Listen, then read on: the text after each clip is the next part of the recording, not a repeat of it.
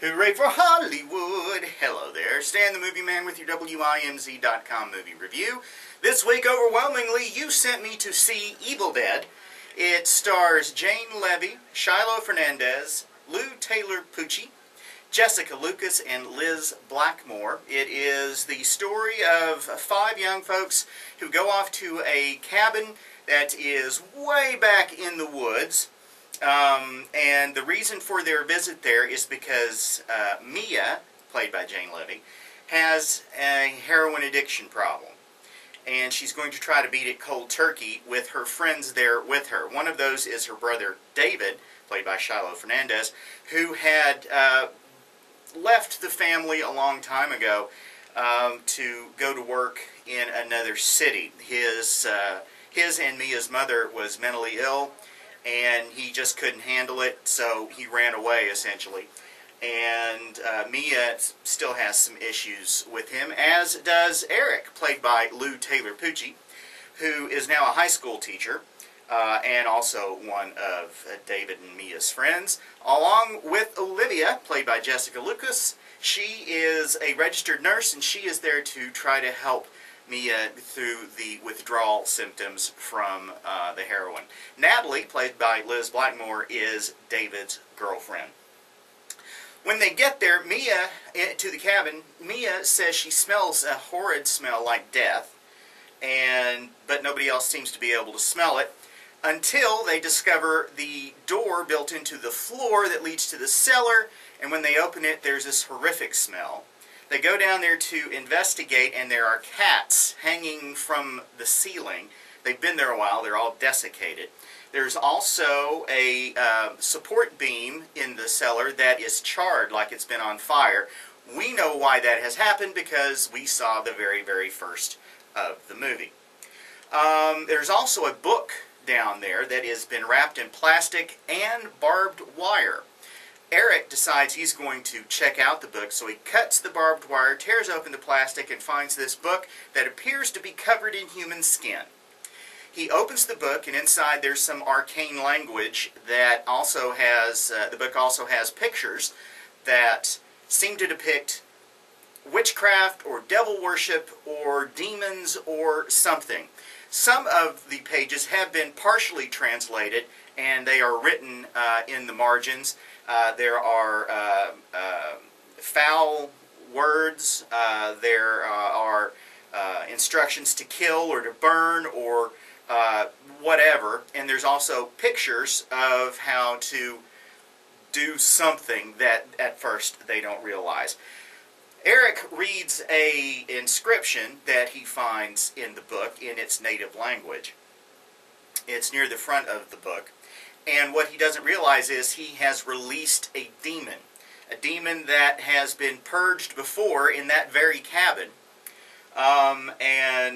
It attaches itself to Mia, and she is, the others think she's just going through the withdrawal symptoms from heroin, but in fact she is taken over by a demon. And the rest of the movie is about how her possession is rather dangerous for the rest of the crew. Of course, the movie Evil Dead is a remake of the 1981 Evil Dead that is quite the cult classic. There's huge differences between these two movies. Namely, the tongue that was firmly planted in the cheek of the original Evil Dead is completely gone from this film.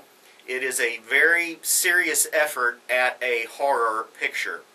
And while it is certainly gory and gross, and probably goes much further than pretty much any movie I have ever seen in that genre, what it isn't is scary.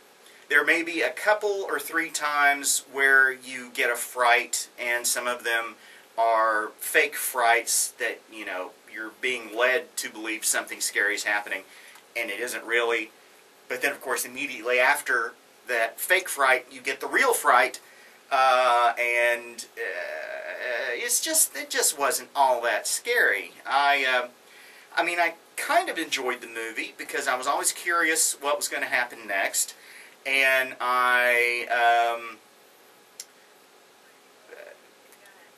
the characters are very stereotypical of this type of film. You have the nerd, the popular one, the really pretty girl, and the girlfriend of one of the guys, and then there's Mia, who is the focus of all of this, and it just isn't scary. I mean, I realize there are huge plot hole problems with both of the first two Paranormal Activity movies, but those were far scarier than this. Far scarier, in my opinion. If you just like gross out stuff and flying blood and viscera and watching people be dismembered and getting shot with nail guns and black goo pouring out of people's mouths, whatever, then by all means see it. You probably should take a group of friends with you to have the group experience of this horror film. I personally didn't find it that scary. I'm giving it 3 guitars. Go to WIMZ.com to read my complete review, as well as to vote on the movie that I'll see next time. You can send me your questions and comments to StanTheMovieMan@att.net, and you can follow me on Twitter @MovieManStan. This week we lost one of the greats in film criticism, Roger Ebert. He died at the age of 70 after a long battle with cancer. He's the reason I do this. I watched his original show on PBS with Gene Siskel way back, and loved what they did and wanted to do it myself. And I watched that show as it went from being on PBS to being on commercial television, and then of course the death of Gene Siskel from a brain tumor several years ago, and the variations that the show went through after that. But Roger Ebert was always, despite all of his troubles, was always, it seemed, the kind of guy who wanted to enjoy movies. He was a movie buff. He was a movie fan. And on top of that, he was extraordinarily educated in the art of cinema. And while I didn't always agree with his opinions on films, he was the best known, certainly, and, in my opinion, one of the best who's ever done it.